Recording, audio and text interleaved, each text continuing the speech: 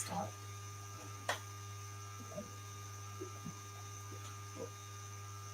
Hi, welcome everyone.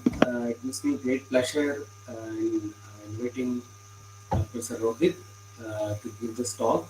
And it is like I have been working with him also before I joined here, so I know him from 2013. He has a vast interest in research, starting from nonlinear optics to photonics, and he has done his PhD from MIT, and then he went on to do postdoc in Los Alamos, and after which he actually started leading a group there, and he is now a co-thrust leader, I believe, in LANL. And over to you, please. He's going to tell us something about the new work that has been going on in his group.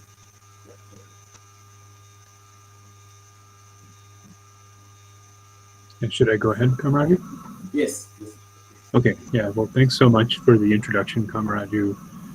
Thanks to you and Kaushik and the rest of the department for inviting me to give this seminar. It's unfortunate. I would love to visit you guys in person sometime, but unfortunately we have to do things virtually right now. So we'll do the best we can, but it's nice to see some familiar faces, former group members like Kamaraju and Prashant, as well as others who I've met when visiting India and at conferences at other times. So what I'd like to tell you about today, and my apologies if please feel free to interrupt me and ask a question if you need to. I can't see everybody's faces just with my computer screen and stuff, so I'm just going to go ahead and present, but please don't hesitate to interrupt me if there's a question. So what I'd like to tell you about today is some of our relatively recent work at Los Alamos using nonlinear optics to study these new, fairly exciting materials called topological semimetals. And before I get into it, let me give some acknowledgments. First, in particular, at Los Alamos, former postdocs Nick Sirica, Mincho Lee, and Prashant Padmanabhan really did the work that all the experimental work that I'll talk about today. We had a lot of support from other colleagues at Los Alamos. We got samples from the Chinese Academy of Sciences as well as UCLA. Theoretical support from Iowa State.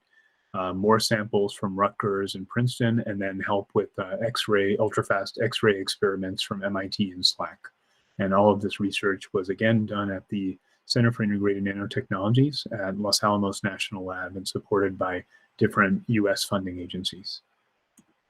And so before I get into the talk, it's worth mentioning that the Center for Integrated Nanotechnologies is a Los Alamos Sandia National Lab collaboration. It's here in New Mexico in the US. The idea is that it's a user facility that gives nanoscience and nanotechnology capabilities to the full community, and access is free. So if you submit a user proposal, typically it's a simple 2-page user proposal, not very time consuming to put it together.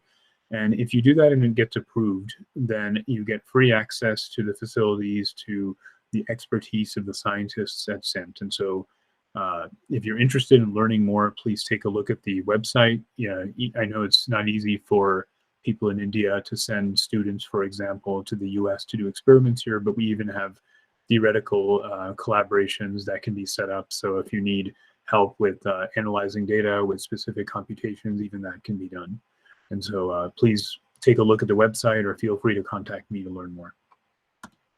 Okay, so many of you are probably familiar with topological materials in general.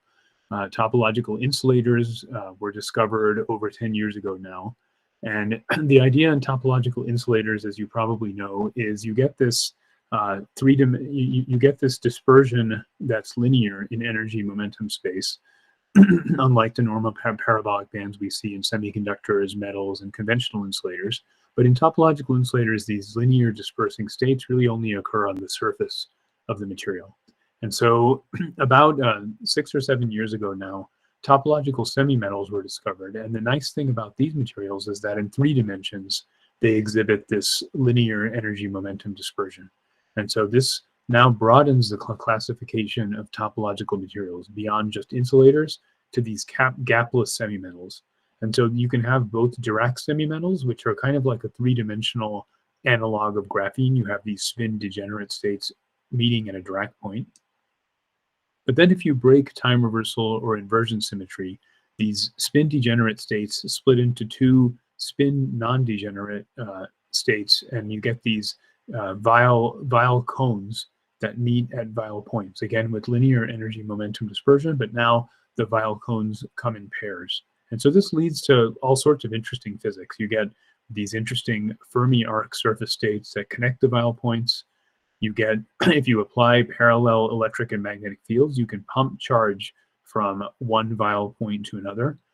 This is called the chiral anomaly. It's quite a controversial thing that has been claimed to be observed, but it's not still to this day not definite. And there are a bunch of nice review papers that came out a few years ago, and I'm sure a few more since then, that can describe the physics of these topological semimetals in more detail. Now, these topological semimetals, because they have such unique physics, also exhibit unique quantum phenomena. And again, this includes these Fermi arcs, chiral anomaly, and the quantized circular photogalvanic effect, which I'll talk more about later on. But it's been fairly difficult to really get unambiguous signatures of their topological properties. And so using typical techniques like ARPES or STM in these well-known canonical topological semimetals, these are typically 3,5s like tantalum arsenide, niobium phosphide, etc. It's been a little bit hard to observe clear signatures of their topological properties. And so in our group and many other groups have turned to light as a nice alternative for probing these quantum effects in topological semimetals. And so this has been done for a while. In fact, it was done in topological insulators originally, where very soon after their discovery, predictions were made for a topological magnetoelectric effect, where if you send linearly polarized light into a topological insulator, you get polarization rotation and that polarization rotation is proportional to the Berry curvature, essentially to the topological properties of the material. Now, this was hard to see for a while, but about 5 years ago, it was seen by a group at Johns Hopkins where they could show that the polarization rotation was quantized as a function of magnetic field, as a function of the thickness of the material. Similarly, in topological semimetals, it was also predicted that they should have this linear conductivity at low photon energies. And in fact, our group, in collaboration with colleagues in China, was able to observe this just using simple FTIR type measurements to get the optical conductivity versus wave number or photon energy. And so we were able to show that we get this linear conductivity. But of course, these are relatively simple linear optical measurements. So the idea was, now let's think about nonlinear optics, because that's what our group does. We generate short pulses of light that are very intense, and we can now probe nonlinear optical effects. And so the question is, can we get even more insight into these topological materials doing nonlinear optical measurements? And in fact, this has... Yes. Question. Sorry. Sure. Yeah, in the previous slide... Yeah, sorry. Let me put that up. Yep. Yeah, the previous slide. Yes. Yeah, here. So I thought when you are probing these topological insulators for magnetoelectric, at least the quantized part of it, you need to gap out the edge states or the surface states very carefully so that it's just an insulator. Yes. And probably the story is very different when you come to a metal, in a sense. While semimetal is, after all, a metal, it's gapless. Correct. So, Right. so I think these two measurements probably in that sense are not in equal footing, right? And maybe you will tell us where is the twist. I'm just curious, because I think here it's very important that for getting this quantized response, you gap out the surface state so that it becomes a proper insulator. And Correct. then the magnetoelectric effect is really quantized. Yes. What should I expect in Weyl semimetal? Maybe you'll tell us. I just wanted to clarify. Yeah. Sure.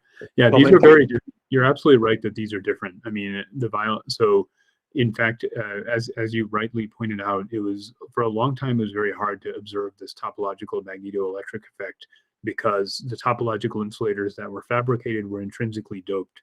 And so they always had some sort of, the Fermi level was away from the Dirac point.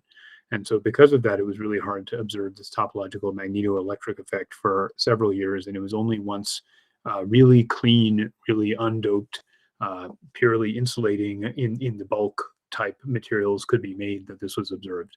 But in Weyl semimetals, it is quite different. There's no topological magnetoelectric effect in the same way. There are other effects like a prediction for the quantized circular photogalvanic effect that are signatures of the topological state. But even that has been somewhat difficult to observe, and I will talk about that a little bit later. So hopefully that answers the question. But yeah, thanks for Thank you. Absolutely, yeah, thanks for interrupting me. Okay, so now we went to nonlinear optics, and the idea here is that you can actually use nonlinear optics to maybe get a bit more insight into topology. Just like we were just discussing, linear optics signatures of topology can be hard. And so theorists, this is one of the rare times when theory has actually been ahead of experiment. And theorists pretty early on started to look at whether nonlinear optics could be a better probe of topology than linear optics. And so there was a prediction, for example, for a Floquet topological insulator in semiconductor quantum wells, where the prediction said that intense microwave radiation can transform a semiconductor quantum well into a topological insulator. And after that, there were many more predictions. There were predictions for Floquet block states in topological insulators. There was a nice paper published about 5 years ago on how many nonlinear optical effects, including terahertz emission, including second harmonic generation, could have a topological nature and be sensitive to the Berry curvature. And then there was another nice paper a few years ago on how intense circularly polarized light could be used to switch between topological states in direct materials. And so the idea was, now can we test these predictions experimentally to really understand whether nonlinear optics can give us true signatures of topology in these systems. And to do that, we have to start by generating really intense ultra-short optical pulses. And just for some quick background, I'm not sure if everybody here is familiar with these techniques of using ultrafast optics, although of course Kamaraju has them in his lab there. We use these Ti-sapphire femtosecond lasers that have been around for about 30 years now to generate ultra-short optical pulses. They can generate pulses down to 4.5 femtoseconds. So again, just for those of you who aren't familiar, a femtosecond is 10 to the minus 15 seconds. So it's 1,000th of a trillionth of a second. And this can actually be measured in the laboratory. And center wavelengths typically about 700 to 1,000 nanometers in the near infrared, right on the edge of what we can see. And once we can generate these ultra-short optical pulses, we can generate them at different wavelengths. And if we send in, for example, pulses at 2 different wavelengths into a nonlinear medium, which is usually a transparent crystal, but it doesn't have to be, you can generate almost any other frequency if you do things correctly. You get the sum frequency generation, you get difference frequency generation, and you get these, and it all comes from these linear and nonlinear terms in the expansion of the polarization as a function of electric field. So the main idea is we can really generate in our laboratories and many others around the world ultra short pulses that cover wavelengths all the way from the UV all the way into the terahertz frequency range in the far infrared. And in fact, as you'll see later now, X-ray free electron lasers, for example, around the world can generate X-ray pulses with ultra short durations as well. So we're talking about orders of magnitude of photon energy over which we can generate these very short optical pulses. And so we do, with these pulses, we do a very simple technique, conceptually at least, called femtosecond pump probe spectroscopy to understand more about the material.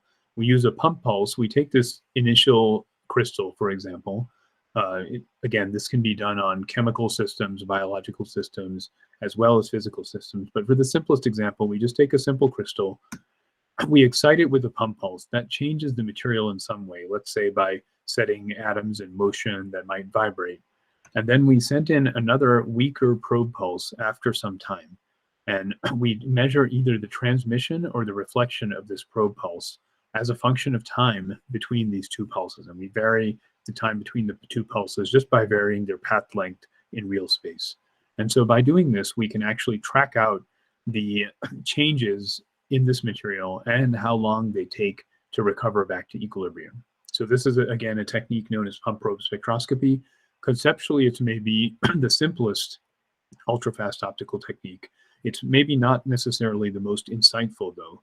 for probably the first 20 years of ultrafast optics, ultrafast dynamics, these kind of measurements from like 1980 roughly to 2000. These were really the primary measurements that were done. But since then, there have been more sophisticated ultrafast optical techniques. There's time-resolved terahertz spectroscopy, where we can generate single-cycle terahertz pulses and use them to probe materials and really directly extract the optical conductivity as a function of frequency and as a function of time. And this can give you really a direct window into how the conductivity of a material evolves in time. You can do time-resolved second harmonic generation. As you'll see later in the talk, I'll go in depth into this technique in particular, but we can basically send in a pulse at one frequency. The material naturally gives you an output of a pulse at twice the frequency.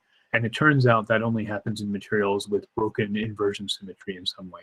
And so that actually can give us a lot of insight into the material properties, as you'll see. You can do time and angle resolved photo emission. So this was used, for example, to map out the Floquet block states in a topological insulator after exciting this material with a short mid-infrared pulse. And you can see these replica states that really only exist during the duration of the driving pulse. And finally, you can do time-resolved X-ray diffraction, where now you take a regular X-ray diffraction experiment, but now you do it with very short X-ray pulses, and you do it after exciting the material with, let's say, a 1.5 eV optical pulse. And so you can track out, for example, phonon oscillations in real time and really get a lot of insight. And I'll tell you more about how we did some experiments like this as well. So all of the main takeaway here is that all of these techniques really give us a greater degree of selectivity and specificity compared to regular probe spectroscopy.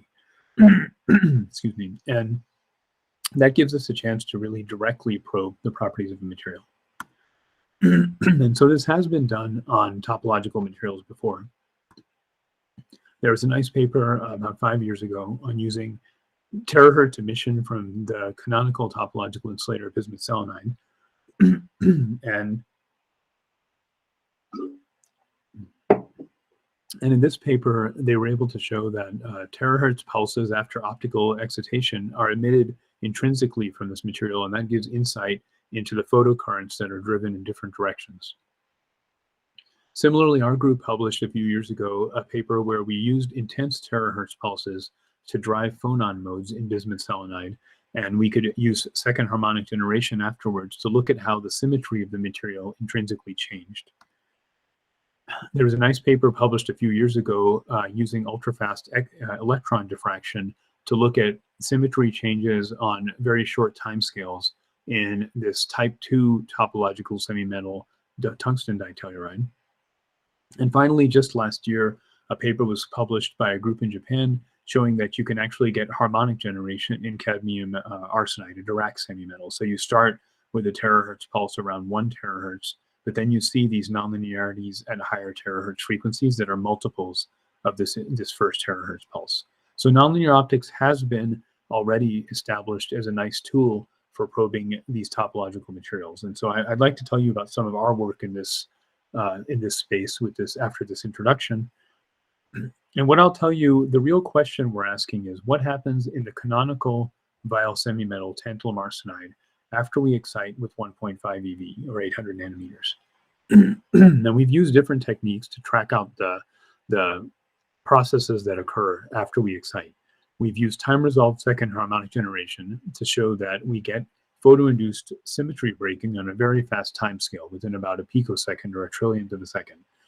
This was just published in Nature Materials. You can access the paper on arXiv as well. Related to that, a few years ago, we used terahertz emission spectroscopy to track ultrafast photocurrents in the same material, also occurring on a very fast time scale. And also under review right now, we have a paper using time-resolved X-ray diffraction to study exactly what happens to the lattice after we excite with, again, this 1.5 eV optical pulse. And so I'll tell you how all of this fits together, how all these different studies of this canonical Weyl semimetal can tell us something about the material. And then if there's time at the end, I'll tell you very briefly about some more recent measurements of harmonic generation in related materials. Okay, so tantalum arsenide has really, since the discovery of these Weyl semimetals a little over 5-6 years ago, it's really been the material that's been studied the most so far. Perhaps because it was relatively easy to fabricate in crystalline form early on. The structure looks something like this. It's very strongly polar along the c-axis. It has a broken symmetry plane if you take a cut along the c-axis, if this is the 001 direction. And if you look in momentum space, you have these 24 Weyl points. And again, they come in pairs. And they're governed by the mirror and rotational symmetries as well as spin orbit coupling. So all of those things work together to give you many Weyl points. This, in fact, makes this material not ideal. Ideally, you'd have a system with just 2 Weyl points. And this has now been realized in some Weyl semimetals. But for the first several years that people were looking at these materials, tantalum arsenide was really the go-to material that had been studied by far the most.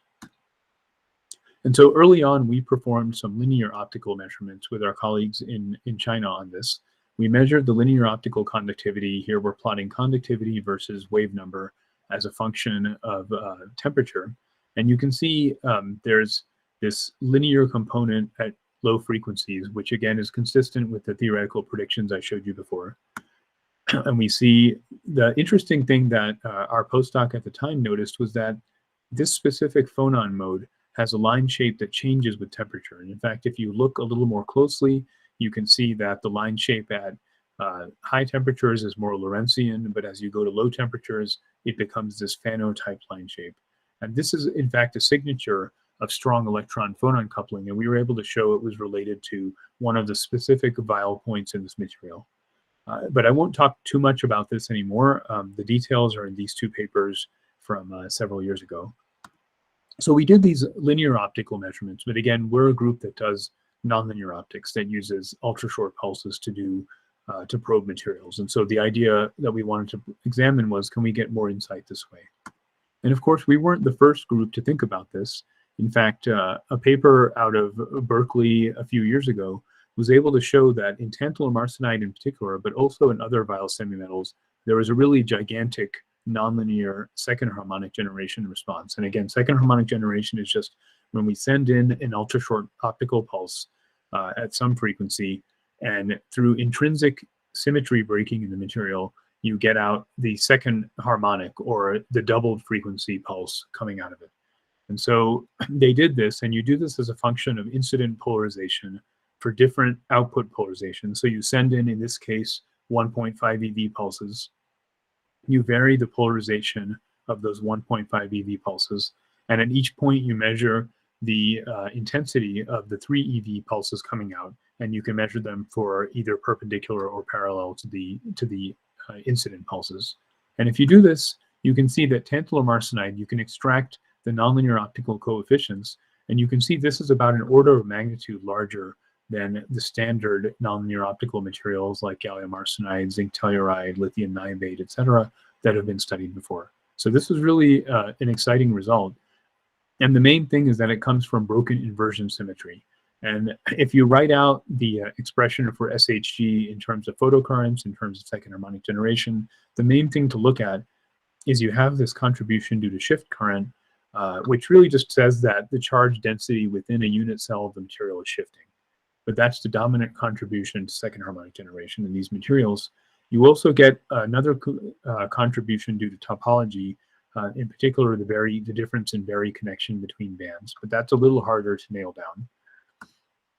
So then the question we asked following up on this work was really, how does optical excitation modify this giant second harmonic generation? And is this SHG signal itself linked to topology?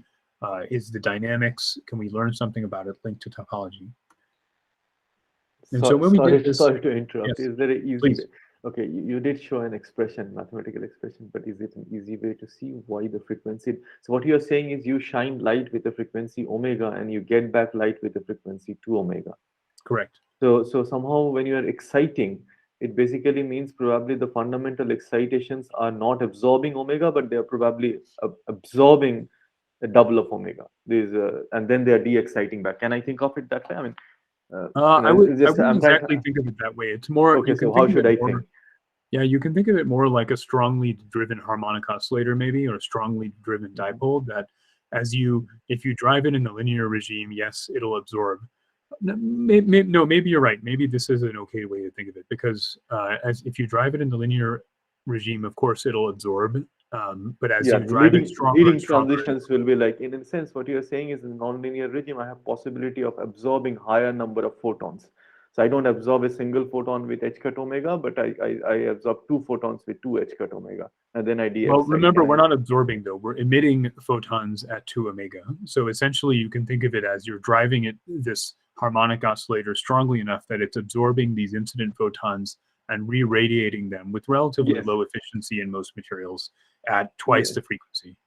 right. So, but is the absorption happening at the level of single photon or double photon? This is my question. And then, of The course, it absorption is de-excites. happening at the level of single photon. Yeah, I I see. mean, And then the way I we see. normally think of this is more, if I go back a little bit, it's more in this picture. Uh, yeah, it's more in this picture where you have this polarization and you have a chi term that's just proportional to the incident electric field, but then you have a chi2 term that's proportional to the square of the I see. incident Okay. field. And so you drive this polarization that for weak incident light fields, all you get is the normal polarization due to an incident electric field. But as the light field gets stronger and stronger, now this chi2 and this chi3 start to come into it. And so those generate I an see. additional nonlinear polarization that re-radiates light out from the material. I see. Okay, thank you. Sure. Yeah, that's typically how we think of this. But it's a good question, because it's important to understand this to understand then the results going forward from there. Yeah, so the way we do these experiments then is we have both pump and probe beams. So we send in, if we just focus on this probe beam, we send in light at 780 nanometers. Again, this is about 1.5, 1.6 eV. We simply reflect it off the sample. This is, again, a tantalum arsenide crystal. And we measure the reflected pulse. But we do this while varying the incident polarization with a lambda/2 plate. And we then filter out the reflected fundamental, because of course not all of it's absorbed, a lot of it's reflected. We filter out the fundamental 780 nanometer light, and we measure with a polarizer for both S and P polarization. We measure the blue light that's generated out of the sample itself at 390 nanometers. And again, we'll emphasize that if this material is centrosymmetric, if it's just, for example, a cubic crystal, you will get very little SHG. The only SHG you'll get is just from the fact that inversion symmetry is broken at the surface itself. And so in something like bismuth selenide, this is actually nice because you want to probe the surface state in a topological insulator, and bismuth selenide is centrosymmetric, so normally all you get SHG is just from the surface. However, in tantalum arsenide and other Weyl semimetals, inversion symmetry is broken, so you're getting second harmonic from the full bulk of the material.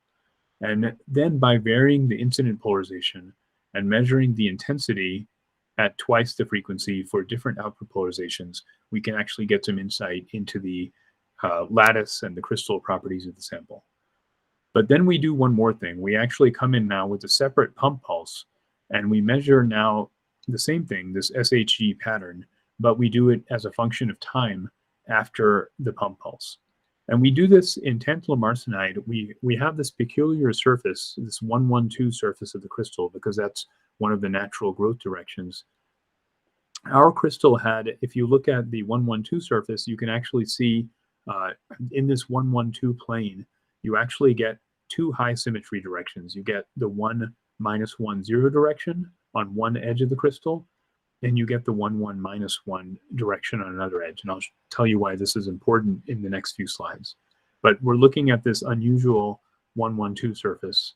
Of course, in some ways, it's easier to look at the 001 surface, and we do that as well, but you don't actually see all of the interesting phenomena that we ended up seeing. And so there's the other thing to keep in mind is this 1, -1, 0 direction.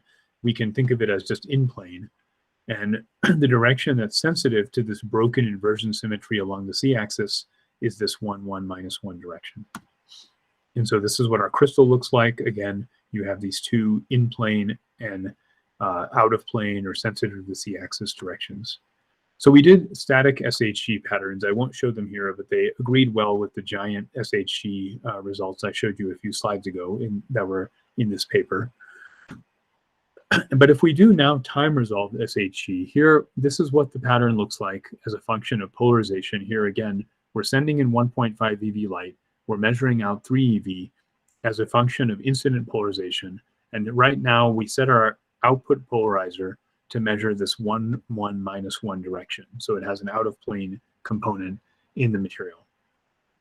And so before we photoexcite, it has this basically two-lobed pattern looking something like this in a polar plot.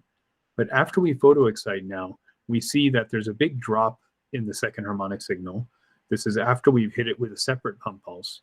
And after time, it recovers. If we look at one of these main lobes here as a function of time, you can see that very quickly there's a drop. There's a recovery within about 80 femtoseconds. That's limited by the resolution of our setup. And then there's a slightly slower recovery of about 400 femtoseconds before it kind of tails off. But this wasn't the most interesting thing we saw. In fact, the interesting thing is that here, you see this component appear that is not there in equilibrium. So we see this component appear in a different direction at about 90 and 270 degrees. There's also a small rotation of the whole pattern that it's a little hard to see here because it's only 2.5 degrees, but it does rotate a little bit. And so now you get this emergence of this symmetry breaking transient state that again, you don't see in equilibrium. And it has fast dynamics on a time scale of about 1 picosecond. If we look at the dynamics in this direction, the polarization dependence is not all that strong. And so the question is, where is this coming from? But before we did that, we also wanted to look at the in-plane direction. We looked at the 1, -1, 0 direction. Can I, sorry. Sure. So when you are getting this 2 omega, is this sharp 2 omega? You just get it, how sharp is this? So how short is the pulse coming out? No, how sharp, in a sense, you of course know that what frequency you are sending in. But what is coming out is exactly it's not a delta function, right? It has a width. So yes, what comes out it has a, so yeah, so what's the? It's typically just proportional to what you put in. I mean, typically when the pulses we put in have a bandwidth of say 30 nanometers. And so the pulses coming out are roughly in that same range. It does depend. If you look here, it depends on the filter we use to cut out the incident light. But it's roughly, we don't typically measure the bandwidth coming out. It's not all that important, but I'll show you we do wavelength dependent measurements also of the output. And I'll show you that in a few slides. It's really, I mean, I'm just trying to understand, it's really a quanta. You put in a quanta and you get twice of a quanta. It's that sharp. I mean, can I think of it this way, or it's more? You can think of it that way, but of course, yes, you can think of it that way. Sorry, again and again and again. No, it's okay. But you can think of it that way, but keep in mind that each pulse is composed of a wave packet of quanta. So, and each quanta has a little bit different energy. So because it's a very short pulse, intrinsically, it's very broad in the frequency domain. Right, but what you get back is something which you put in. That's what you are saying. So the material somehow does not distort this. This is what you are saying. No, it shouldn't. Right. Okay. Oh, thank you. Sure. Yeah. So we also looked along this in-plane 1, -1, 0 direction, and again for negative time delays before we ever hit it with a pulse, you see this 4-lobe pattern in this direction. But after we hit it with a pulse, we now see this response, which doesn't change all that much. There's a small change right after we hit it and at 1 picosecond afterwards. The most interesting thing we saw here is that if we excite with right or left circularly polarized light, we do see a difference. And that difference only occurs during the time duration of the pump pulse. So if we go to 1 picosecond after the pump pulse is completely gone, we see almost no helicity dependence. But while the pump pulse is there, we see a dependence on whether the incident pump pulse is circularly polarized in the right direction or the left direction. And so this was also quite interesting to us. So we have two interesting features we observed from our data. In the out of plane direction, we see this symmetry breaking light-induced phase. In the in-plane direction, we see this helicity dependence at very short time scales. And so, Rohit, sorry yeah, to interrupt, Rohit. that's okay. Does this depend on the excitation intensity, or it doesn't? It does depend, but it depends linearly on the intensity. So over the okay. range we looked at, there wasn't like a threshold or anything like this. Okay. Okay. Yeah, for either of these effects, there wasn't a big dependence on the intensity from over the range we looked at least. And it's worth mentioning, Prashant, that this was just on a reggae system, just like the one you have tons of experience with. Right. So this is at 100 kilohertz rep rate. This one was at the reggae system up in Los Alamos, so it's 250 kilohertz. But yes, okay, right, in that range. Okay. Yeah, exactly. We were in the fluence range. I think the highest we went was a few millijoules per centimeter squared at most. It might have, yeah, I think it was about 2 millijoules per centimeter squared, if I remember right. Right. Okay. But yeah, all the details are in the papers. In I think the supplementary information of the Nature Materials paper, we show a fluence dependence. Yeah, so the interesting thing here is that we noticed that if we look at the time-resolved SHG signal as a function of time for, again, this in-plane direction, you can see that this is what the data looks like with these blue dots. And if you fit this, you can actually isolate this additional component occurring right at time equals 0. And this is really what depends on circular polarization. And so we subtract off this fit, and you get something that looks like this. And anybody who's done terahertz spectroscopy knows that this looks a lot like a single cycle terahertz pulse. And this, in fact, what we think happened is it occurs through terahertz field-induced second harmonic generation. So essentially what's happening is we excite with an optical pulse. That intrinsically in the material itself generates a terahertz pulse, and I'll tell you about that in a slide or two. And that terahertz pulse then modifies the second harmonic generation that we're measuring with our separate probe pulse. And this occurs through terahertz field-induced second harmonic generation, which was used a long time ago, actually, to detect terahertz pulses, where essentially you not only get this chi2 component proportional to the square of the electric field, but you have chi3 times the terahertz electric field itself, which again is at terahertz frequencies very far away from our optical pulse. We're talking about a field occurring with a frequency of about 1 terahertz, photon energy of a few MeV, but that modulates the second harmonic signal we measure. And so we wanted to actually see, okay, this is what it looks like from these time-resolved second harmonic generation measurements, but is a terahertz pulse really emitted upon optical photoexcitation, and can this give us more insight into the Weyl physics? So we decided to do terahertz emission measurements in a different laser system we had in our labs. And here all we do is we send in the same kind of incident optical pulse, basically 40 femtoseconds in this case, roughly the same intensity. And intrinsically in the material, when you drive a material with an ultrafast pulse, then you can get photocurrents that move in the material. You can also get a transient polarization. And that transient photocurrent, for example, the time, if it varies in time, then it'll emit a terahertz pulse. And that terahertz pulse is relatively relatively short in time as well. And we can pick up that terahertz pulse emitted from the sample just using a simple parabolic mirror. And we send it onto a zinc telluride crystal, and we use a separate optical beam to detect it through electro-optic sampling. And the main thing you take away here is that really we can get the electric field of this terahertz pulse in the time domain. And so again, if we look at our tantalum arsenide structure, we're measuring the terahertz pulse now along these two different directions, the same ones we were looking at in time-resolved SHG.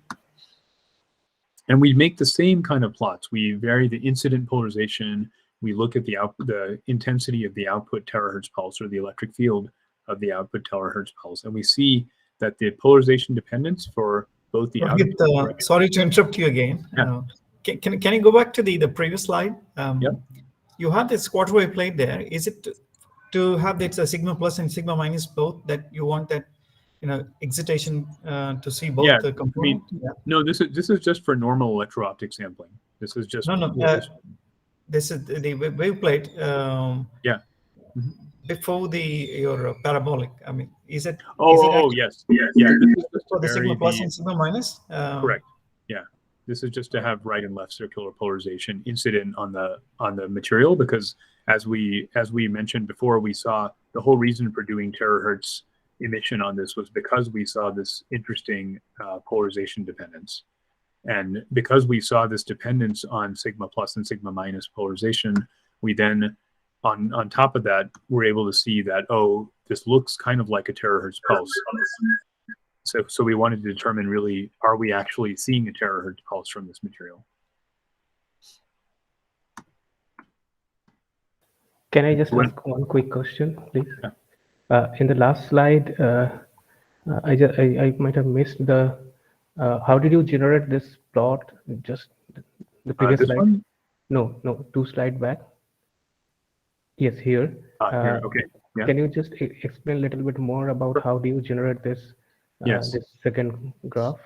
So what we do is we take the same time-resolved second harmonic generation, which here we're plotting the polarization as a function of, we're plotting the intensity as a function of polarization angle for different times.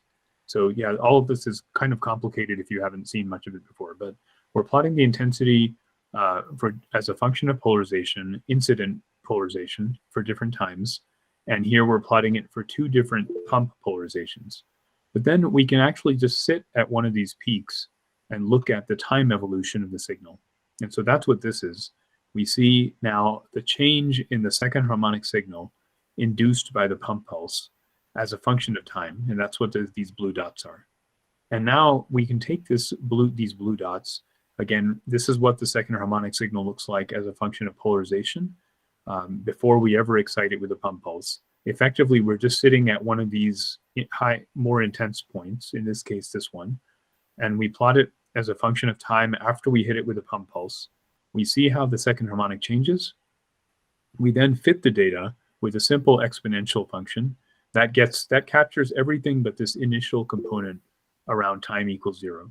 But that initial component is what we're interested in, because that is what varies with our incident pump polarization. And so if we subtract off this fit, we now get this kind of plot. And so again, this plot looks very much like a terahertz pulse that we can generate in the lab in completely separate experiments. And so the question now we asked ourselves is, okay, is there really a terahertz pulse being generated in the material? Does that answer the question? Yeah. And do you have any measure that what is the bandwidth of this terahertz spectra Yes. that you got? Yeah, and I'll show you that in a few slides. Yep. Okay. Thank you. Sure. Okay, so then we Rohit, go on. There is a question from Yeah. Kamraju. I think he is not able to unmute himself. Okay. And Yeah, he has thanks. written it in the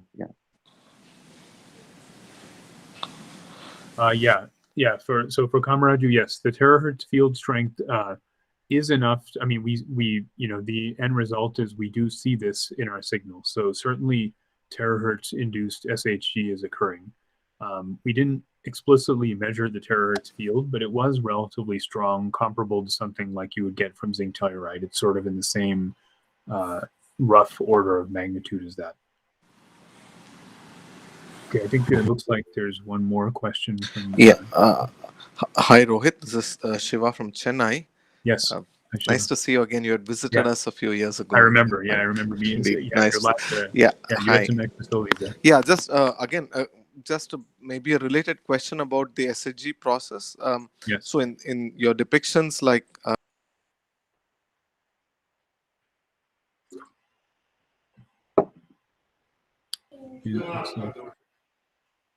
Maybe we lost Shiva. Yeah, it seems like he has left, but let's see. Okay, hopefully he'll come back and we can finish the question. It looks like there's another question. Hello, sir. So this generated terahertz, I see that this is kind of helicity dependent. Why it is so? I'll show you. Yeah, give me a few more slides and you'll see. Okay, sir. Okay, thank you. Yeah. There's And one there's one. question. Like in the delta SHG versus delta T graphs for in-phase situations, Yeah. it looks somewhat like the graphs that we usually draw for the electron densities in case of P and D orbital. So since everything is in the nanoscale, is there any kind of correlation between the two? Sorry, you're talking about this graph or which one? The delta SHG versus the delta T graphs, yeah. This one? And you said it looks like which? The electron density graphs that we usually draw for orbitals. Oh, I see. No, I wouldn't say there's a correlation there. Yeah, I'd have to think more about that to be 100% sure, but I don't think there's a obvious correlation because this is sort of this is a semi-metal. We're exciting over a broad range of electronic states. So I wouldn't think of it in an orbital type picture. Okay, thank you. Okay, but yeah. Okay, thanks for the questions. And let's go on because hopefully this will answer a few more questions. So again, we plot the emitted terahertz pulse now. We do this in the out of plane direction. We do this in the in plane direction. The polarization dependence is identical to that of the second harmonic signal. The reason for that is it all comes from the same chi2 component of the polarization.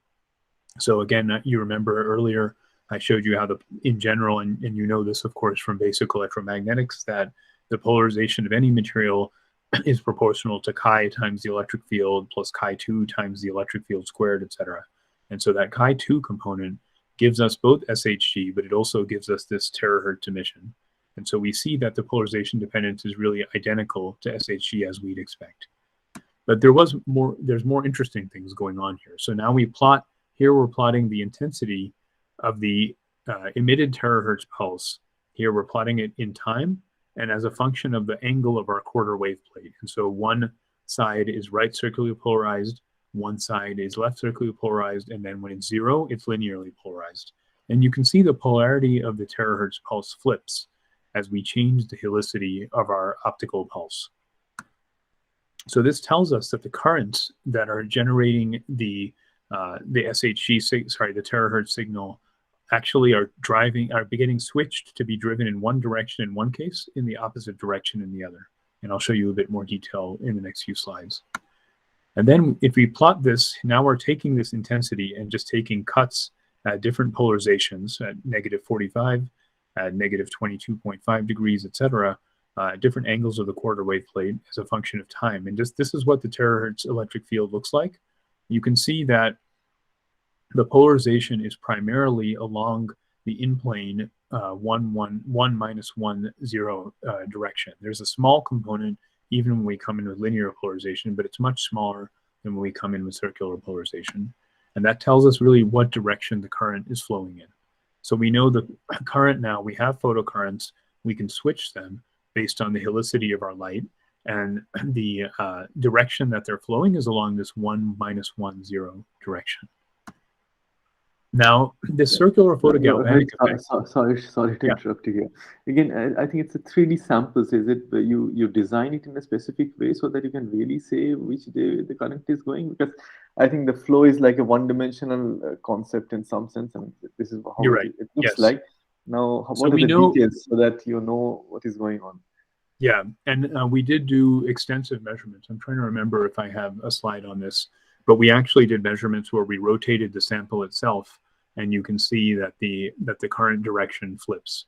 And so, yes, the current is defined along this axis. There are currents flowing in different directions, and I'll show you why that matters later in the talk. But in right sense, now, the current... Like if what I was thinking is if you have a two-terminal measurement, if you look at, let's say, symmetric and antisymmetric combinations, then probably you have a better kind of some idea. No, about you're absolutely right. And the current isn't just flowing. The current isn't just flowing along this axis, but right now, this is for the physics I'm going to talk about right now. This in-plane direction is what matters. But I'll show you also why there's a current flowing out of plane, and this really matters as well. Thanks. So right now we're just focusing on the current flowing in plane, but yes, there is an additional component, and it will make a difference in the physics. So for this in-plane part, we were looking at this because there was another paper published by a group at MIT talking about the circular photogalvanic effect in these materials. And the idea is that they just did direct photocurrent measurements. They put contacts on the sample. They measured the current along different directions, in this case along C, in this case along B. And they also see that if they vary the light polarization, they can switch the direction of the currents. And they do this, but only for currents along the B axis, not along the C axis. You can see that there's no variation with polarization. And so again, they're showing here, they were able to show that switching the direction of the current, switching the light polarization, switches the direction of the currents, just like we're observing. And this again was mid-infrared excitation, so excitation all the way out at 10 microns, roughly 100 MeV. Very different photon energy than what we used at 1.5 eV. And they also use direct current measurements while we're using a non-contact terahertz way of measuring the currents. But you can see that if we plot our currents as a function, our emitted terahertz field as a function of polarization, where we go from left circular to linearly polarized to right circular and so on, we actually see something that looks very, very similar to what they observed. In fact, the helicity dependence is essentially the same as in their direct photocurrent measurements. And so if you analyze this, you can use this expression published for topological insulators in this paper from almost 10 years ago now. And it turns out that this C sine 2 theta component, which is really the dominant contribution to what we observe, as well as what they observe, and that can be related to this circular photogalvanic effect. And again, the circular photogalvanic effect is well known. It's due to injection currents propagating the material, but in Weyl semimetals, it's predicted to be quantized, but only if you have Weyl points at different energies. You'll remember that these Weyl points come in pairs, and typically those pairs have the same energy, especially in something like tantalum arsenide. So, but you can have Weyl points at different energies. This just hasn't been observed. Hasn't.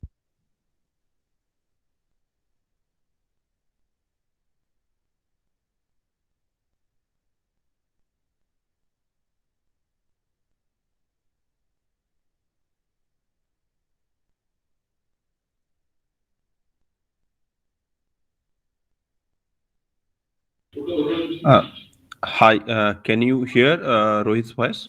No, sir. No. Yeah, Okay, so let's. he's muted, I think. Or something he lost voice.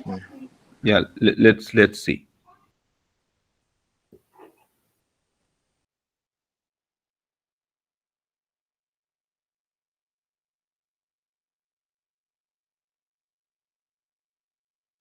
His video also disappeared, so he might be experiencing some network problem.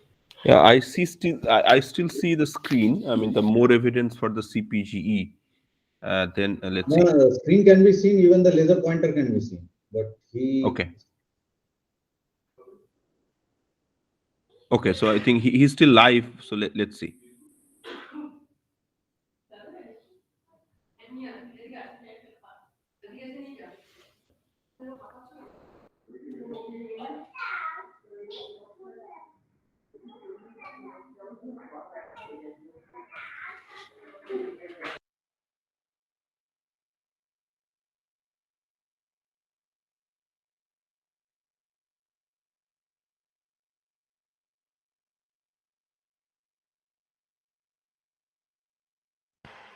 Okay, can you hear me now? Yes, we can hear you. Yes, you're Great. back. Perfect. Sorry about that. Okay, so hopefully you heard me at least on the previous slide, but the main, I should go quickly through this last part of because there's still a decent bit more of stuff to get to, but let me go quickly through this. So we see directional photocurrents. We see that if we look at the 001 surface, we see almost no terahertz emission signal near normal incidence. But if we go at 45 degrees, we see now terahertz emission, and again, it's switchable based on the incident on the incident polarization.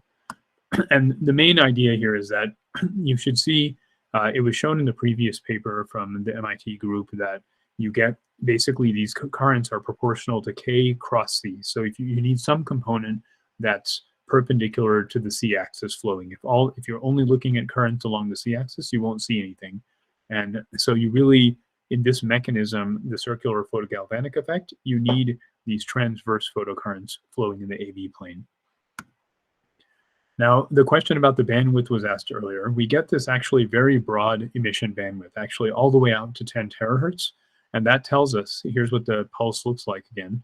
That tells us that the dynamics are very fast. Everything's happening on a time scale of roughly 100 femtoseconds or less. That, again, is really what's governing the in-plane photocurrent generation and decay. This is consistent with these injection photocurrents that we're measuring. And it's worth mentioning, we also measured along the out-of-plane direction. We do see that there's a terahertz emission there, but there's very little polarization dependence, as you can see here. As we vary the quarter wave plate angle, you only see a very small difference in the signal. This is expected. This is actually now due to shift currents, very similar to what generated the SHG signal we saw before. And so lastly, for this circular photogalvanic effect, what you expect to see is if you have these pairs of Weyl points, you actually, if you just have this alone, then you would expect that I excite with circular polarization. With circular polarized light, the selection rules for these Weyl points say that I only excite on one side of each Weyl cone. But normally, you'd excite electrons with one momentum here, the opposite momentum there, and this would cancel. So to actually measure a photocurrent when you're exciting with mid-infrared photons near the Weyl points, you actually have to have some tilting in the Weyl cone. And this is the argument that they made in this paper several years ago. However, it's worth mentioning that we're exciting at much, much higher energies. These Weyl points, this Weyl cone takes up about 100 MeV from here to here. And in our case, we're exciting at much, much larger energies. Like here's the Weyl point, which is shown here. But our energies are much higher. And so we're certainly not just exciting near the Weyl point. We're exciting at many bands throughout the band structure. And so not only topological type excitations, but trivial non-topological excitations are expected to play a role here. However, it's worth mentioning that we measure the circular photogalvanic effect with terahertz emission after optical excitation, and it's almost identical to what this other group measured using direct photocurrents after mid-infrared excitation. And so that says maybe this circular photogalvanic effect in these materials has really nothing to do with topology, and it's an intrinsic symmetry-based property of the system. And so that's the argument we made in this PRL published a few years ago.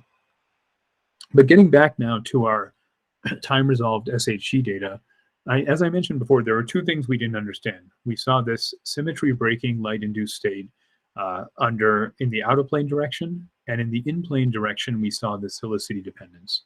And now these measurements described in the PRL from a few years ago, these terahertz emission measurements, tell us that this helicity dependence is due to terahertz emission via the circular photogalvanic effect.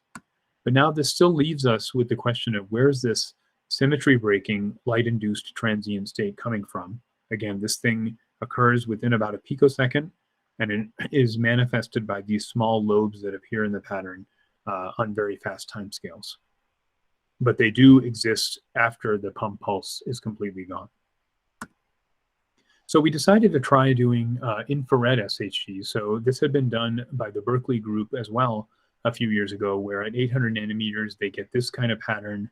Again, this is just sending in one single beam with 800 nanometer photons, 15, 60 nanometer photons, or even 2200 nanometer photons, and measuring out the second harmonic, twice the frequency coming out, as a function of polarization. And so they see these patterns that vary with photon energy. This is all expected based on the nature of the states you're probing and the specific tensor, this chi2 tensor that governs the emission. But we did this as well, and we did this now.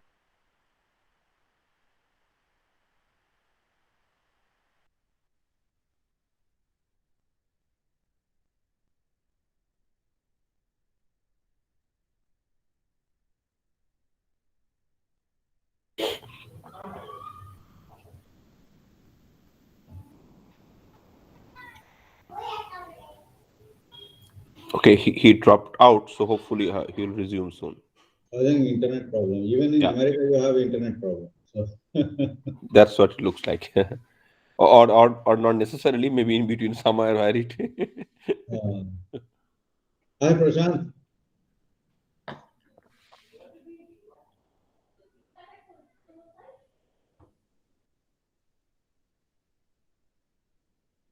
He left.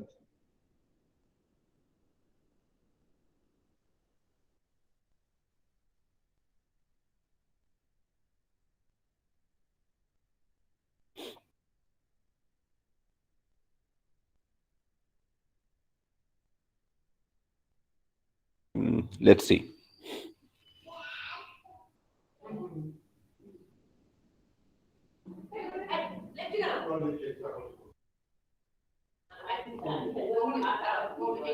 Hi, Rohit.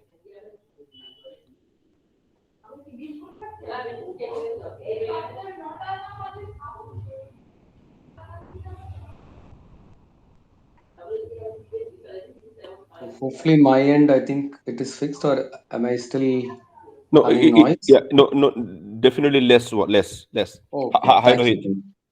Hi, So Rohit. yeah, Yeah. Kamaraju, please take over. Yes. Hi, Rohit. Yeah. No, Rohit, you have to unmute.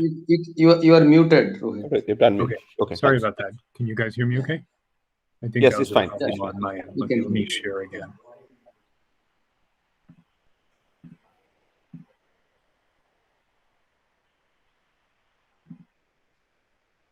Okay, can you hear me now? Yes. Okay, Yes, we perfect. can see. Yeah. Okay, yeah, sorry about that. But again, the main thing here is that you see this symmetry. You see no symmetry breaking when you're probing non-resonantly. When your pump and probe wavelengths are different, but you do see it when you're probing and pumping at the same wavelength. And so this tells us basically that the photo-induced, light-induced phase that we see is not due to surface contribution, because we'd see this at all wavelengths if that was the case. So the question is now, can it have a structural origin? We know second harmonic generation in general is proportional to symmetry breaking in the material. And typically what's observed is structural symmetry breaking, like the lattice changes in some way. Maybe you photoexcite the material, you drive a phonon mode that changes the structure. Both our group and other groups have observed this in other materials. So we wanted to see if there's something structural going on. And so we actually took our experiments to LCLS, the facility at SLAC in Stanford, and we actually and so when we did this, we were able to do optical pump X-ray probe experiments. And so here we come in with ultra short X-ray pulses. You do essentially just a regular X-ray diffraction experiment where you measure the Bragg peak. You also measure this truncation rod scattering, which is proportional to motion normal to the surface. But then we do this as a function of time after optically exciting the material. And so when we do this, if we look just at the Bragg peak, we see something fairly boring, to be honest. We see just a change that decays very slowly after we optically excite.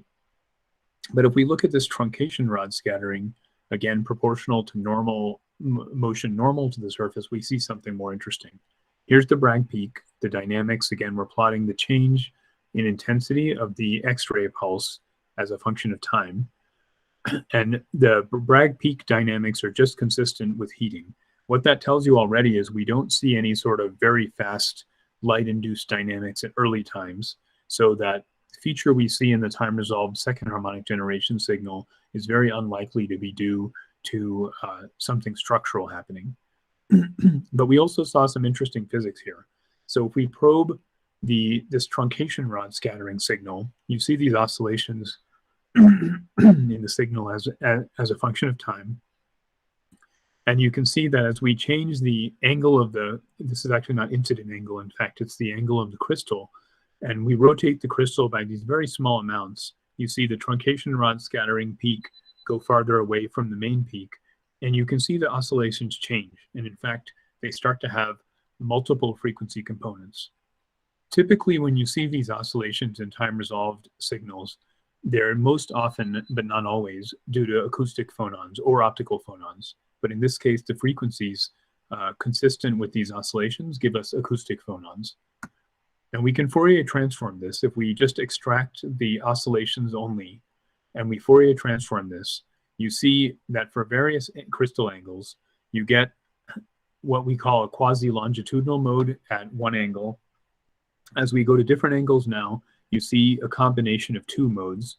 One is this quasi-longitudinal mode, one is a quasi-shear mode. And I'll show you what these modes look like in real space in a few slides. And similarly, as we make the angle even larger, you see these modes now change and shift.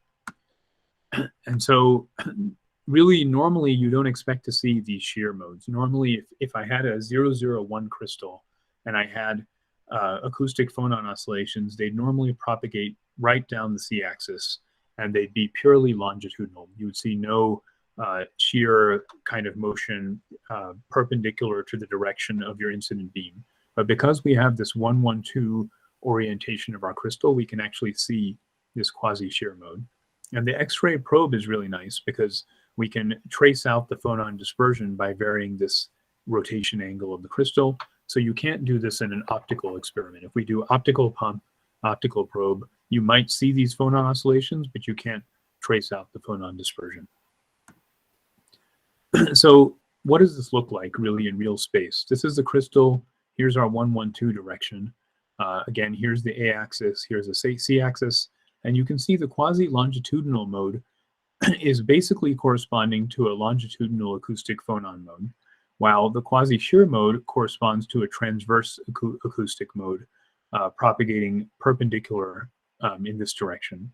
And normally, again, you wouldn't expect to see this transverse mode by crystal symmetry, but because of this unusual 112 surface we're looking at, we can excite the quasi-shear mode. And we calculated the phonon frequency dispersion and polarization. You can see that this is what the calculations look like. If we plot this on a smaller scale, and we look at actually what our measured quasi-longitudinal and quasi-shear mode frequencies look like as a function of wave vector, we can actually see they match reasonably well to our experiments. And so that really tells us that we're looking at LA and TA modes respectively. Now, I won't go into it here, the details are in the paper, but we also found the interesting thing here is that these QL and QS modes can actually shift the Weyl points by a small amount. And so you can imagine, you know, a big direction in the field of topological materials, especially looking at light-induced effects, is to see if we can drive topological phase transitions. Can we transform a material from a topological insulator to a Dirac semimetal, from a Dirac semimetal to a Weyl semimetal, etc. And the way that's most often been discussed is using circularly polarized light. However, it can also be done if you use acoustic modes and different kinds of phonon modes. And so our work, as far as we know, is the first showing that, yes, acoustic phonon modes might be able to at least shift the Weyl points in tantalum arsenide, and in other materials possibly drive a full topological phase transition. The last thing I'll mention for this part is that we see this asymmetric line shape of the quasi-longitudinal mode. It was a little surprising to us. And if you fit with the Fano line shape, it doesn't work. If you use a regular Lorentzian or Gaussian line shape, it doesn't quite fit. But if we use a chirped phonon mode, if we chirp the phonon mode so the frequency varies in time for this quasi-longitudinal mode, you can actually get a nice fit. That's this red curve shown here. And that is likely due to carrier diffusion in the material. We excite carriers, we see now the electrons diffuse very quickly into the material, and that changes the phonon frequency itself. And as far as we know, this is the first time this frequency chirped phonon mode has been observed with time-resolved X-ray diffraction. And so the main takeaway from this time-resolved X-ray diffraction is that we do see a lot of interesting physics due to these phonon modes, but there's no signature of this photo-induced phase transition we see in time-resolved SHG experiments, and that tells us that we're probably not seeing anything structural. So then we get back to this. What's the origin of this photo-induced symmetry breaking phase? And it turns out if we fit the data, we obtain these SHG patterns again, both before we excite with the pump pulse and after we excite with the pump pulse, along different directions, along the in-plane direction and the out-of-plane direction. And we simultaneously fit these patterns. And if we simultaneously do this, we find that the symmetry, which originally has a space group of C4V, goes down to C2V. And in fact, to really fit this accurately, we have to break both diagonal mirror symmetry and time reversal symmetry to fit the rotation and the asymmetry in these time-resolved SHG traces. And it turns out we can show that this symmetry breaking has to arise for photocurrent generation.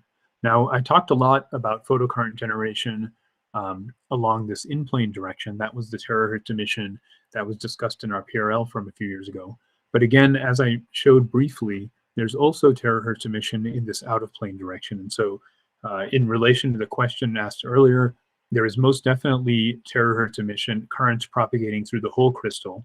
And in fact, the net current comes about 6 degrees or so away from this 1, 1, -1 direction. And so it flows away from any sort of high symmetry direction in the material.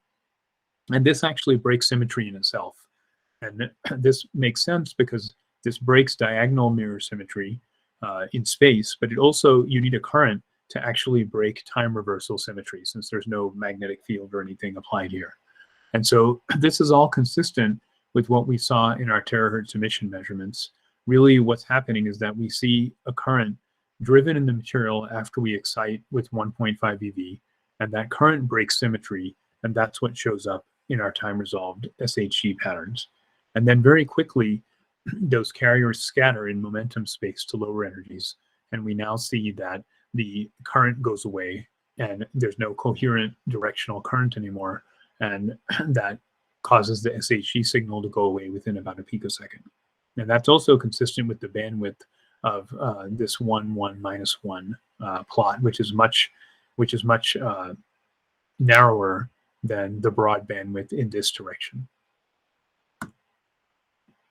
And so this is quite general, actually. The real idea here is that if you can pick a material and drive currents in a non-high symmetry direction, then you can break symmetry in the material, and that could lead to all sorts of novel phenomena. It doesn't have to be restricted to these topological semimetals.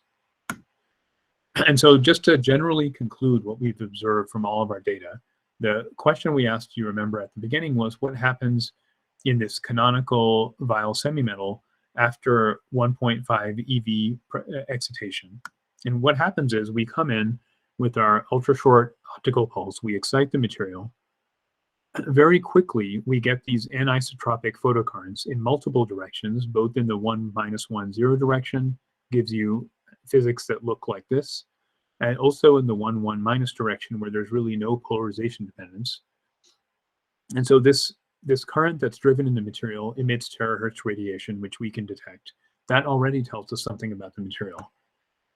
But those photocurrents also drive transient symmetry breaking. And we observe this with this resonant time-resolved SHG, and it's shown by the change in angle of this pattern compared to what we see in equilibrium. And finally, those carriers now relax, and they actually lose their energy, and they drive these phonon oscillations, and these phonons propagate into the crystal, and you get not only quasi-longitudinal phonons, which have been observed in many measurements, but also quasi-shear phonons, which are much more rarely observed. So really by combining these different ultrafast techniques, we can get kind of a consistent picture of what happens in the material after we excite with 1.5 eV. Now, I'll probably have to skip all of this, I think, because we're already a decent bit over on time, and I know it's late for everybody there. Really quickly, I'll mention that we've also been studying some of these bismuth telluro halide semiconductors. The main interesting thing here is that these have a polar structure. They're very strongly polar, just like tantalum arsenide, but they're not topological. And so we just did SHG experiments on flakes of these materials. They're interesting because just like the well-known transition metal dichalcogenides like MOS2 or WSE2, they can be exfoliated all the way down to monolayers. And so we did measurements on flakes of this, just second harmonic generation. The main thing to take away here is we change the angle of incidence. You get these SHG patterns, but the response is pretty gigantic. It's comparable to what you get in tantalum arsenide. we can fit all these patterns to get the tensor elements. And in particular, one of the tensor elements is gigantic and about the same as what you get in tantalum arsenide. But the main thing to take away here is really that this gigantic response is observed in a simple flake of a material that's not topological, and it can be exfoliated down to monolayers. And we've now done wavelength dependent measurements that show that the response might be even larger at 900 nanometers. We're now redoing these measurements to get more points around here. We're modeling this, and we've also exfoliated this down to monolayers, and we can see there is still a pretty strong response even from a monolayer of this material that doesn't scale linearly. The response from a monolayer is much, much stronger than you would expect compared to the bulk. And so this is all really just evidence that these polar materials give you very large SHG signals. And finally, the last thing I'll show you really quickly is we've also been doing high harmonic generation. So now going beyond just SHG, second harmonic generation, you can get out third harmonics, fourth harmonics, and fifth harmonics. And we've done this on the chiral topological semimetals, rhodium silicide and cobalt silicide. And we're now analyzing this data to give us new insight into their topological properties. Okay, so and with that, let me conclude. Hopefully I've shown you that nonlinear optical spectroscopy is a really nice tool for giving us insight into the properties of topological materials. We did time-resolved SHG to reveal this novel light-driven symmetry breaking phase. We did terahertz emission measurements to show that there's a circular photogalvanic effect in these materials, just like what was observed with direct photocurrent measurements. But we observed this at much higher excitation energies, indicating that it might just be due to crystal symmetry. And we did time-resolved X-ray diffraction studies to show both quasi-longitudinal and quasi-shear acoustic phonon oscillations that might even be used to modulate the topology of these systems. And finally, we're now doing harmonic generation in different materials to both give us more insight into their properties and also yield new applications. And so there's a lot of interesting physics here. It's still, I would say, it's still unclear whether it's related to topology, but we expect that if we extend these nonlinear optical approaches to other materials, we might get more insight into their topological properties. And so with that, let me stop here, and thanks so much to everybody for your attention. Yeah, thanks. Thanks, Rohit, for such a wonderful talk. So Shivram had a question. So is it like, I mean, now the session is open for questions. I will start with Shivram because he couldn't ask the question. Yeah. Thank you, Kamraju. Yeah, my connection broke at that point. Yeah, I think that was the interruption. Again, fascinating talk, Rohit. Thank you. My question is I mean, that the response of the system is sort of happening, although you pump it with like a near-infrared femtosecond laser pulse on lasting up to picosecond time scales, very typical of the dynamics involved. So from the perspective of modeling this effect, is it not necessary to consider sort of delayed response of the system and take this into account when we write like equations for which concern phase matching or the dynamic polarizability of the medium? Would we not need to sort of take this into account, or probably are doing it, in which case how exactly is this being done? Yeah, it depends on what I guess it depends on the physics you're trying to extract. If you're really focusing on the dynamics, then yes, I think you do need to take all of this into account. In our case, for the time-resolved SHG, we were really focused on understanding the origin of this light-induced phase we observed. And from that, we can see that at half a picosecond, the response to just the SHG pattern itself in both directions we measured is different than that at equilibrium. And so if we just model the SHG pattern using simple crystal symmetry, like forget about dynamics right now, just look at what is the symmetry of these patterns, how can we fit this? We find that the symmetry is broken. And from that, we can actually say, okay, we know the direction of symmetry breaking, we know how much it's broken by, etc.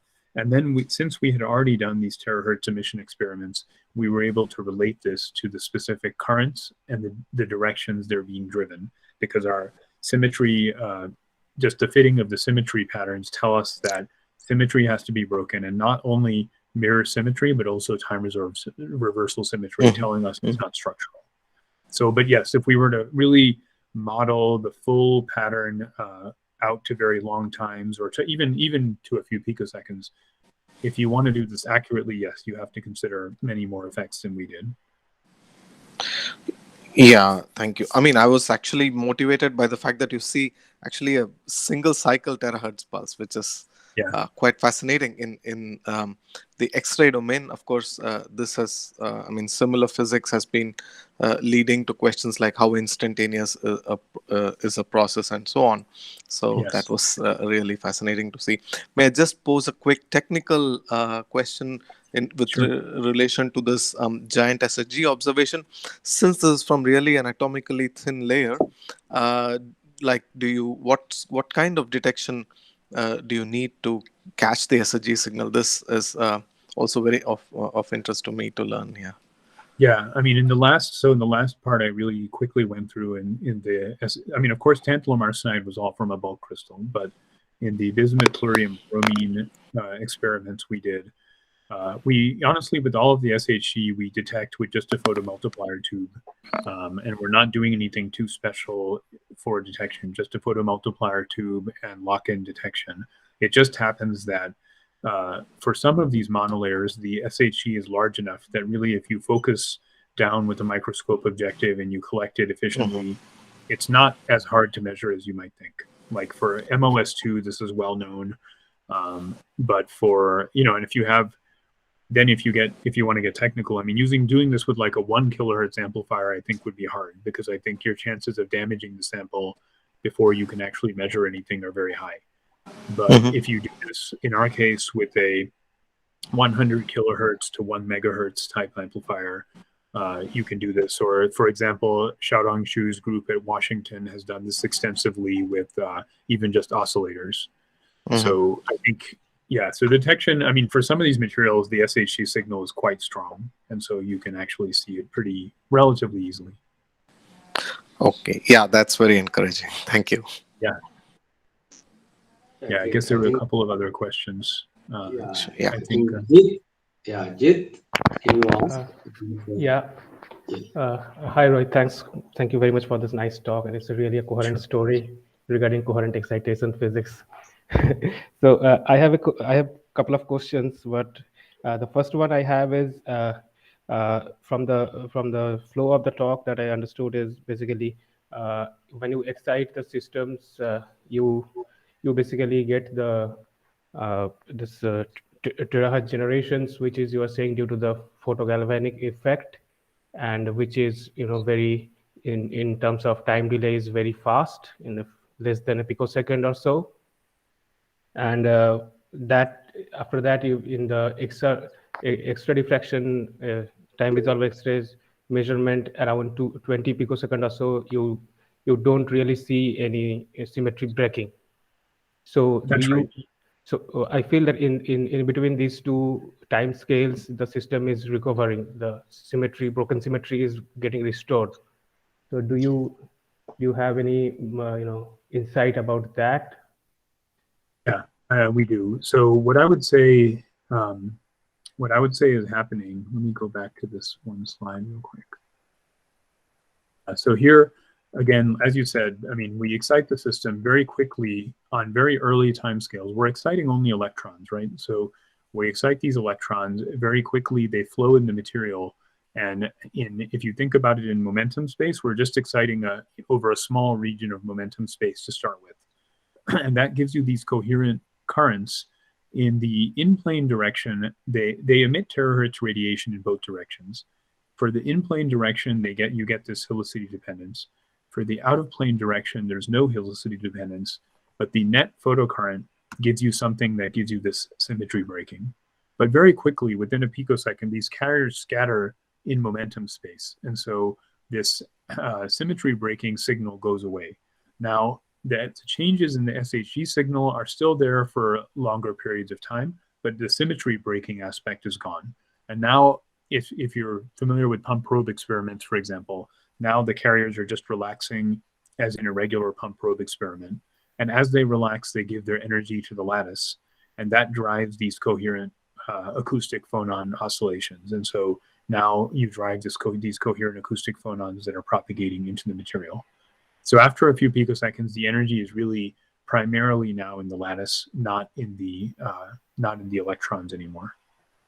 Does that make sense? Okay.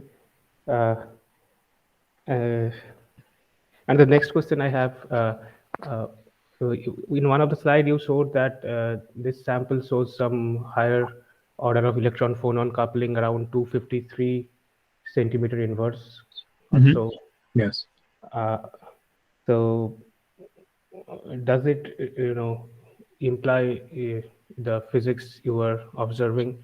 Like, is there with the ultrafast pump, I don't know what is the pulse width of your pump pulse, but do you excite the similar phonons then? That's a good question. So we don't see those phonons, perhaps because they're at, we may be exciting them. That's an optically active phonon. Normally in these types of measurements, we excite Raman active phonons most often, but you can get, coherently, you can get both, and but we don't see them in our measurements. So that phonon we observed at 250, 300 inverse centimeters was observed just in an FTIR measurement, no pump excitation. Our optical measurements here are not sensitive to that specific phonon after ultrafast excitation. Doesn't mean it's not being excited, but it very well may be, but we're not seeing it if it is. We don't quite have the bandwidth in our detection to see that phonon. Okay, yeah, thanks. Sure, thanks. I guess there was maybe one more question, I think. Yeah. Yes? Yes, sir, I have one question. Yeah. Sure. In the terahertz emission graphs that we saw for bismuth, selenium, thin films or topological semimetals, and also we saw the terahertz driven structural dynamics graphs. So will there be any difference in the graphs if we change the ratio of the atomic number of the elements, like we use BT or BST topological semimetals? I'm sure there'll be some difference. I don't think it'll be significant. In the end, the terahertz emission we observed from like if you observe it from bismuth selenide versus bismuth telluride, or a tantalum arsenide versus something else, the physics, I think, will be the same. You might see a little bit of difference based on the details of the material, carrier mobility, stuff like that, but the physics should be the same. And for the terahertz-driven structural dynamics we observed, same thing. I would expect, in our case, we drove a 2 terahertz 2 terahertz optical phonon mode in bismuth selenide. If we had done it in bismuth telluride, the energy of that phonon mode might change a little bit. And as long as our terahertz pulse can still drive that phonon mode, we should still see it. So I wouldn't expect the physics to change in any significant way. Okay, thank you. So when we are talking about these graphs, are we exactly applying to the surface optical phonons or the bulk acoustic phonons? In what we did, we're talking about bulk acoustic phonons. And in everything I'm talking about in tantalum arsenide, everything is really bulk. We're not, the penetration depth of our light is well into the bulk of the material. So we're only talking about bulk properties and bulk phonons. Okay, thank you. And it's worth mentioning in bismuth selenide, the terahertz-driven structural dynamics we did a few years ago, that was also a bulk phonon we were driving, but we could see responses both due to the surface and the bulk. Yeah. Okay. So, and also this phonons normally like we do a pump probe and try to look at, but here I think since you're looking at the SHG, not all the phonons can be seen also, right? There should be some symmetry, exactly. which we should. Okay. Yeah. Okay. Yeah, absolutely. Yeah. Okay. Anyone else? Any more questions? Sir, I have one question. So, Sure. I think that by considering the symmetry constraints, you have used the reflection geometry to generate the terahertz, right? So, is it just to study the topological properties, or I mean the surface states, or even if I want to like increase the strength of the generated terahertz, can I use the transmission geometry because the interaction length will be more? So in our experiments, no, because these topological semimetals are not transparent. So, I mean, remember they're a semimetal.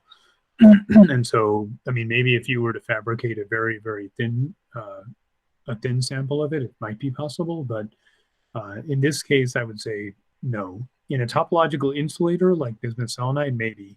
But even then, the sample would have to be very pure. So it would be, I think, in all of these type measurements on these topological materials, you'll get stronger terahertz emission just from looking in reflection. But we are, for example, thinking about whether one can maybe make a metamaterial structure or something like that to enhance the observed terahertz emission. Thank you so much. Sure. Great. So, no more questions. Let's thank Rohit for this wonderful talk and also patiently, hearing the questions and answering them. Yeah, it was my pleasure. Yeah, great. I really appreciate all the questions. Yeah. So I hope you will. I mean, your day starts now, I guess. So have a good Yes. day. And okay. Yeah. Thanks so much, Thanks Kamaraju, so and much. everybody else. Yeah, and have a good night, everybody over there. Thank you. Thank you so much, Rohit. Thank you, My Kamaraju. pleasure. Thank you. Thank you. Bye. Thank you, sir. Thank you. Okay.